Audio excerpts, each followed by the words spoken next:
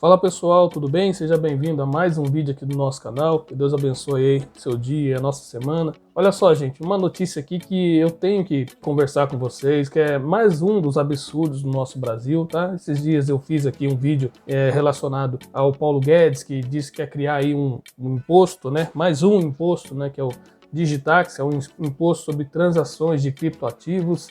Tem também uma tal lei Bitcoin que estão querendo aprovar aí na Câmara dos Deputados, e agora mais essa aqui, tá? Da Receita Federal do Brasil. Vamos lá, ó. Receita Federal do Brasil agora exige que brasileiros paguem imposto até mesmo nas negociações cripto.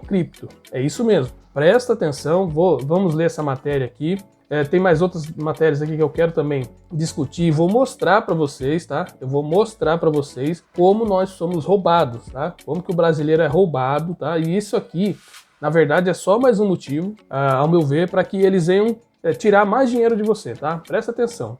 Receita Federal volta a afirmar que mesmo a negociação de criptoativos entre si, ou seja, por exemplo, troca de Bitcoin por Ethereum, pode haver incidência de imposto. É isso mesmo que você está lendo aqui, ó. Trocar Bitcoin por Ethereum ou qualquer outra moeda por outra criptomoeda, né? Cripto, que é isso que eles falaram aqui em cima. Pode haver incidência de imposto. Meu Deus, que absurdo. Ainda que não tenha ganho de capital. Por que ganho de capital? A gente vai ler lá embaixo, você vai entender.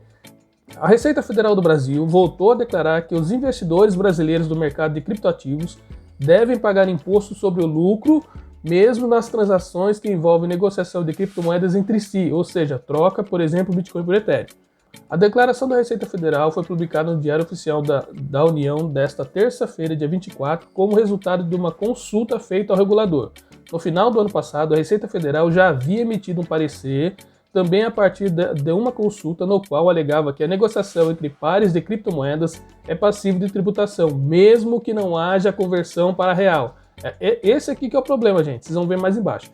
Embora a Receita Federal não especifique o que pode ser entendido como lucro.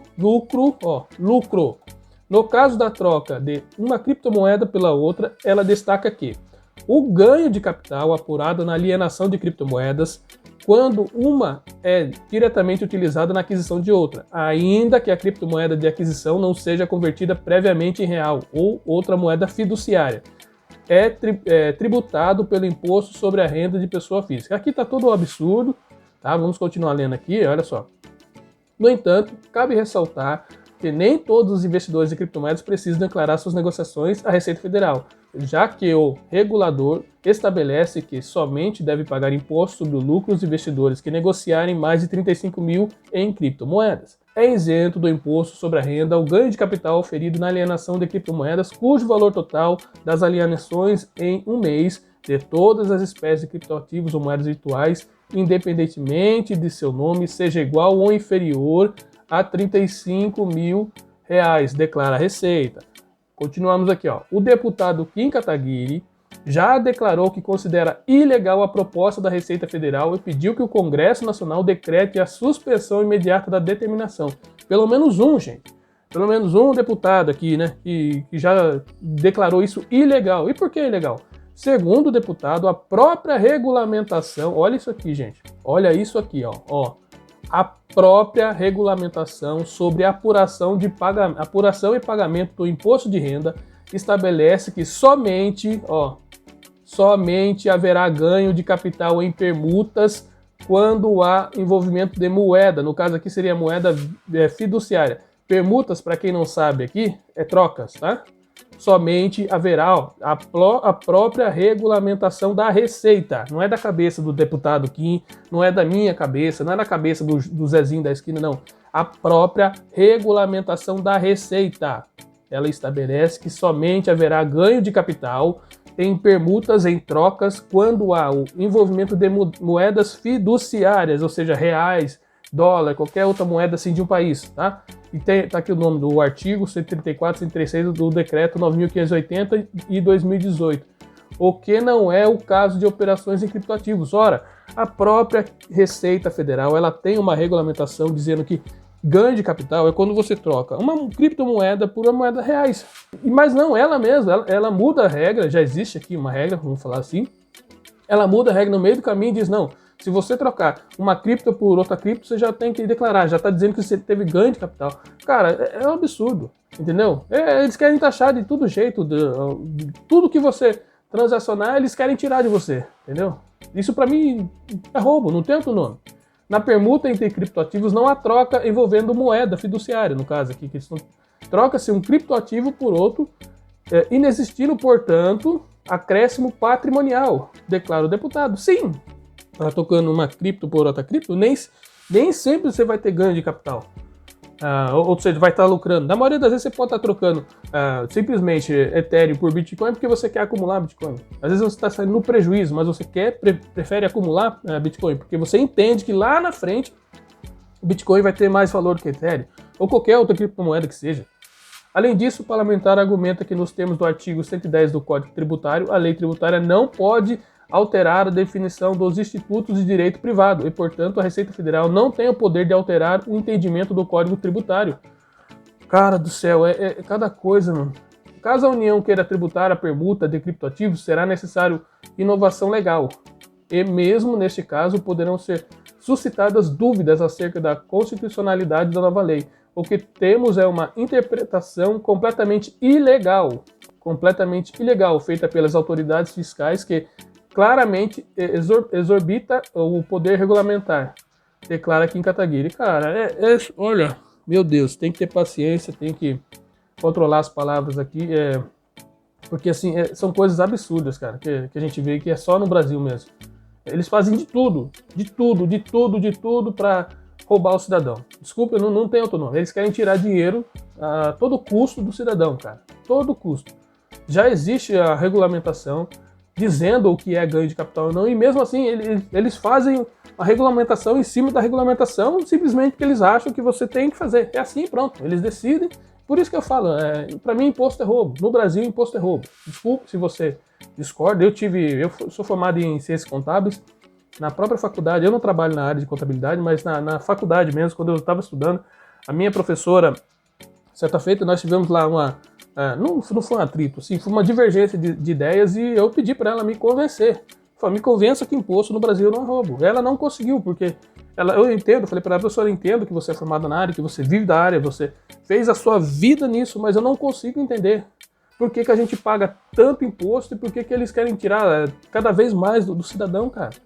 Olha só isso aqui, ó. Brasileiro terá que trabalhar 149 dias do ano para pagar imposto. Olha essa reportagem de 2 dias atrás também, ó, 24/5. Essa matéria também que nós lemos aqui, ó, é uma matéria recente também, 15 horas atrás, ó, aqui na Cointelegraph. Isso aqui, ó, estudo do Instituto Brasileiro de Planejamento Tributário aponta que o valor pago em impostos representa 40% do rendimento médio do trabalhador brasileiro. 40%. Traduzindo, são quase 5 meses. Presta atenção nisso aqui, são quase 5 meses que você trabalha, tá? Apenas para pagar imposto. Quase 5 meses do seu trabalho suado vai apenas para pagar imposto. Presta atenção nisso. Um estudo feito pelo Instituto Brasileiro de Planejamento Tributário mostra que o brasileiro compromete 40% do rendimento médio apenas com pagamentos de tributos. Isso significa que é necessário trabalhar 149 dias para quitar as obrigações. É isso mesmo. Tem uma tabela, e nessa tabela aqui ela mostra, a partir do ano de 1986, o número de dias que o trabalhador precisava ter para pagar imposto no ano. Então, assim, começando em 1986, você trabalhava 82 dias, que era o equivalente a 2 meses e 22 dias, para pagar todo o imposto. Olha como isso vai crescendo de 1986 para cá. Olha só. Ano passado foram 149 dias trabalhados, esse ano estipulado em 149 também, mas nós já chegamos aqui em 2019 a pagar 153 dias trabalhado. Aqui, ó. 153 dias trabalhados, dá um total de 5 meses e 2 dias. Foi em 2019 para pagar imposto. Neste ano está estipulado em 149 dias, que dá um total de 4 meses e 29 dias, ou seja, 5 meses. 5 meses trabalhado apenas para pagar imposto. Olha que absurdo. Outra matéria aqui, ó. Essa matéria é do dia 21 de fevereiro de 2022, ó. Do estado de Minas Gerais. Sem correção da tabela, imposto de renda vai dar novo prejuízo ao cidadão. É prejuízo, tá? Nome bonitinho para roubo, tá?